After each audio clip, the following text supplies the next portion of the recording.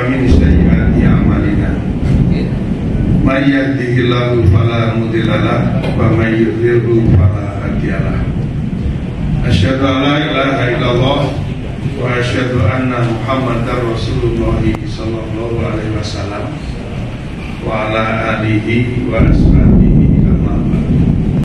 Wakil Ketua DPRD Jawa Timur Ibu Widi dan juga Mas Sofyan dari Biro Kim, juga teman-teman yang saya secara nama ini belum kenal satu persatu, tapi secara wajah udah. Sebelumnya saya menyampaikan rasa syukur kehadirat Allah Subhanahu wa Ta'ala yang telah memberikan rahmat. Allah bisa bertemu, kita bisa bersilaturahim ya pada kegiatan sore hari ini. Kebetulan sengaja ditempatkan pada bulan Ramadan. Semua ini adalah peparing Allah, rahmat Allah, barokah Allah. Kalau bukan Allah yang memberi, kita nggak bisa seperti ini. Kalau bukan Allah yang paling, kita nggak bisa. Rezeki, infak dan rasa bersyukur, Allah akan menambah nikmatnya. Surabaya, The Royal Indonesia TV, Dewan Pimpinan Wilayah Lembaga Dakwah Islam Indonesia Jawa Timur, DPW LDII Jatim, Kiai Haji Muhammad Amroji Konawi. Tekankan pada umat Islam tentunya di bulan yang penuh maghfirah, pengampunan, lebih mendekatkan diri kepada Allah dan meningkatkan ibadah. Tugas dan kewajiban manusia dalam hakikatnya diciptakan untuk beribadah. Hal itu diperlukan agar umat Islam benar-benar memanfaatkan momen kebaikan di bulan Ramadan.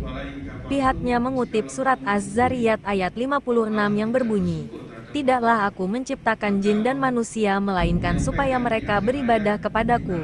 Ayat ini menegaskan bahwa tujuan penciptaan jin dan manusia adalah untuk menyembah Allah SWT. Jadi momen Ramadan ini kita harus mendekatkan diri kepada Allah SWT, ungkap Kiai Haji Muhammad Amroji Konawi pada acara gathering dan bukber bersama media di kantor DPW LDII Jatim, Kamis baru ini.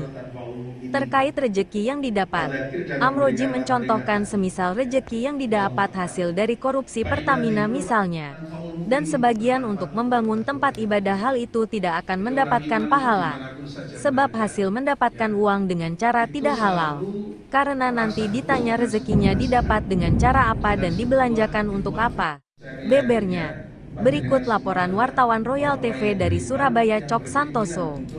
Bisa mendapatkan tambahan nasihat dimanapun berada. Maka nasihat saya, ajaran saya, mengajak saya sendiri, terus kemudian mengajak kepada panjenengan semuanya, yaitu untuk mengingatkan akan tugas kita. Jadi dalam Ramadan ini saya mengingatkan tugas dan kewajiban kita sebagai manusia.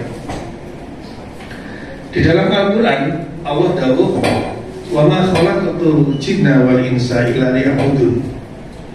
Wa ma khalaqtu, dan tidak menjadikan aku Allah al-jinna pada jin wa dan manusia illa liya'budun, kecuali untuk beribadah. Jadi kalau kita lihat hierarki kita sendiri itu adalah sebenarnya hakikat kita ini sebagai umat, sebagai manusia itu diciptakan untuk beribadah. Itu kewajiban.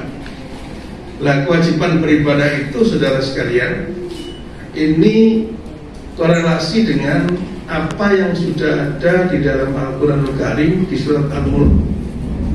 Di surat Al-Mulk itu Gusti Allah dawuh di dalam Al-Quran itu, ayat itu, "Alladzi khalaqal mauta wal hayata liyabluwakum ayyukum." Jadi Allah itu al-Adzat khalaqa, yang menjadikan al-mauta pada mati, wal hayata dan hidup. Tujuannya adalah liyabluwakum, untuk mencoba siapa Allah kepada kamu sekalian. Ayyukum, mana di antara kamu sekalian ahsanul amalan, yang baik amalannya. Jadi memang tujuan Allah menjadikan kehidupan kita ini itu adalah untuk melihat mana di antara kamu sekarang itu yang terbaik amalannya. Kalau dalam sebuah hadis Rasulullah dawuhnya la tazulu qadama 'abdin yaumal qiyamah hatta yus'ala an umuri bima akhnahu wa an ilmihi fima fa'ala wa an malihi min aina kasabahu wa fima anfaqahu wa an jismihi bima abla. Jadi telapak kaki kita ini besok di akhirat tidak berpindah dari tempat kita berdiri, hatta sehingga yus'ala ditanya kita an umuri, dari umurnya yang pertama fima akhnahu. Tentu apa? Tentunya kalau panjenengan sebagai seorang penulis, sebagai seorang wartawan di lapangan, itu dipertanggungjawabkan. Ya, saya diberi dakwaan sebagai seorang ketua DPW, ya, dengan ilmu agama yang saya miliki mungkin nggak begitu besar, itu juga dipertanyakan. Wa an ilmihi bima fa'ala. Terus kemudian yang ketiga, Allah akan bertanya wa an malihi. Allah akan bertanya tentang harta benda. Jadi rezeki yang kita dapatkan itu diambil dari cara yang halal apa dari cara yang haram. Ini akan kita bertanggungjawabkan. Wa an malihi min aina tasabahu. Bagaimana kamu bekerja dari harta yang telah kamu miliki. Setelah dikatakan bahwa harta saya baik, saya ambil dari cara yang halal, Allah akan menanyakan wa fima anfaqahu, dan bagaimana kamu menginfakkan harta bendamu itu. Kamu belanjakan untuk apa? Terus ada rezeki akeh, oh gawe poya-poya, apa kok gawe ngedeno anak bojomu untuk memberikan nafkah lahir batin pada anaknya, nyekolahnya anak. Apakah kamu gunakan untuk sendiri aja, nuruti hawa nafsu, senang apa seperti itu? Ini kita berbicara. Dan terakhir, wa anjismi bima ablahu. Kamu sekalian akan ditanya oleh Allah tentang jasad yang dimiliki. Jasad yang kita miliki, mulai kita ada yang kecil, ya, kemudian dewasa, kuat, gagah, berarti akan dimasukkan ke dalam surga. Kalau kurang baik, tidak baik, berarti masuk neraka. Lalu bagaimana dengan surga? Karena kita memang disiapkan itu oleh Allah. Di dalam Al-Quran dijelaskan barikun fil jannah wa barikun fis sa'ir. Kamu nanti sebagian itu masuk dalam surga, sebagian masuk dalam neraka. Korelasi dengan sebuah hadis yang menjelaskan di Ibnu Majah, ma minkum min ahadin illa lahu manzilani, manzilu fil jannah wa manzilu fis sa'ir. Ma minkum, ma tidak ada minkum dari kamu sekalian, illa kecuali lahu bagi kamu sekalian manzilan dua tempat. Jadi kita disiapkan dua tempat. Manzilun fil jannah, satu tempat namanya surga, wa manzilun finnar, dan satu tempat namanya neraka. Nah tentunya kita sekalian berharap semoga kita sekarang nanti bisa menjadi penghuni surga. Amin. Nah oleh karenanya Rasulullah mengingatkan,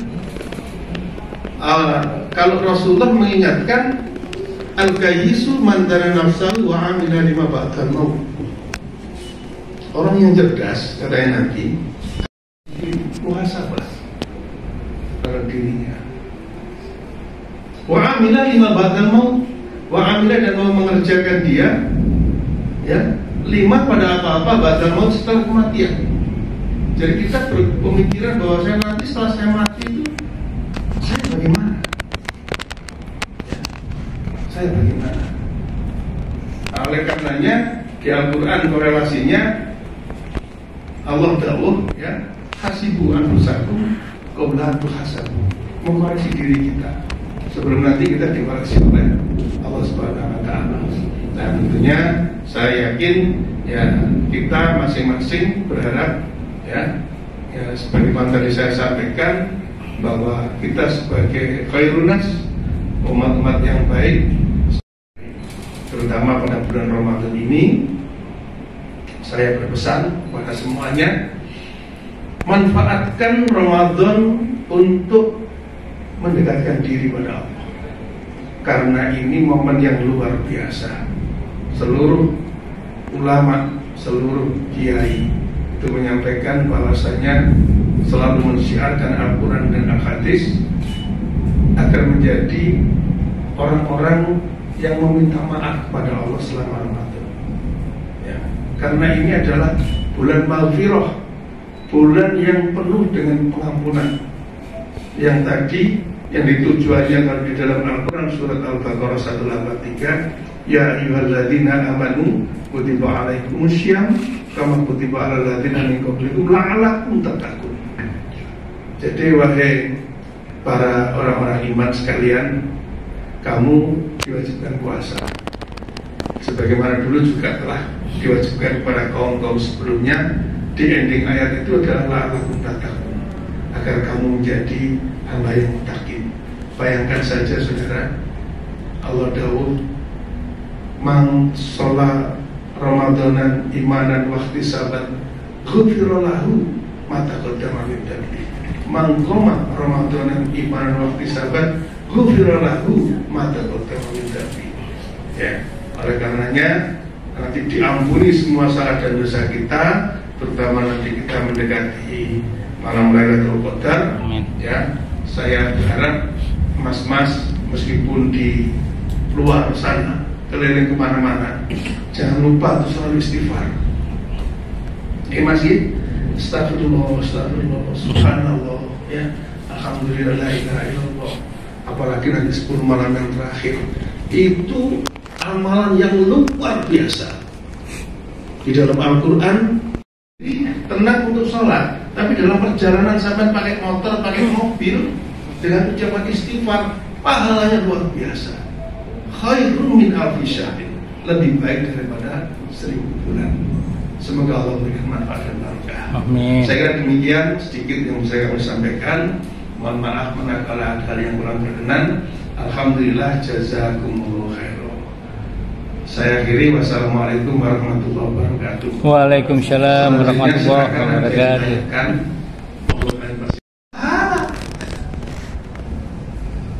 Yang masjid mungkin mendapatkan uang dari sana, nggak tahu itu diambil dari mana.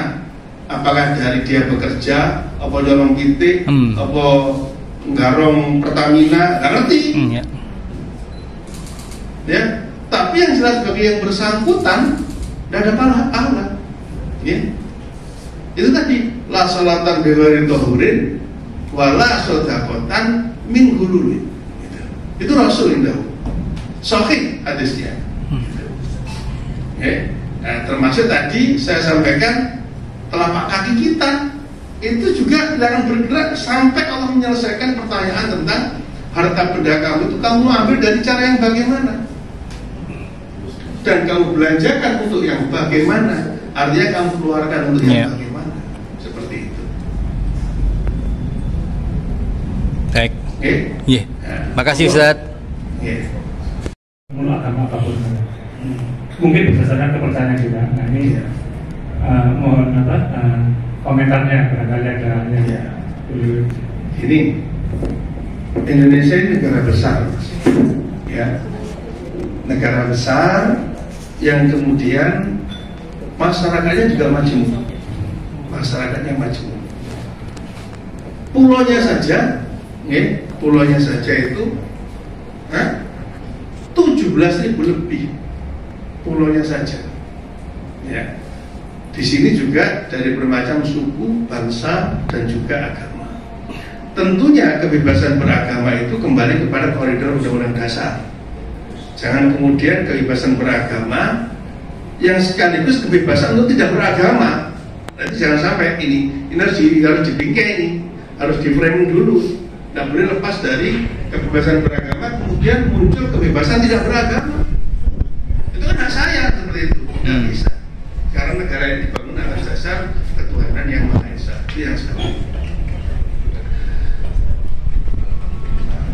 Ada.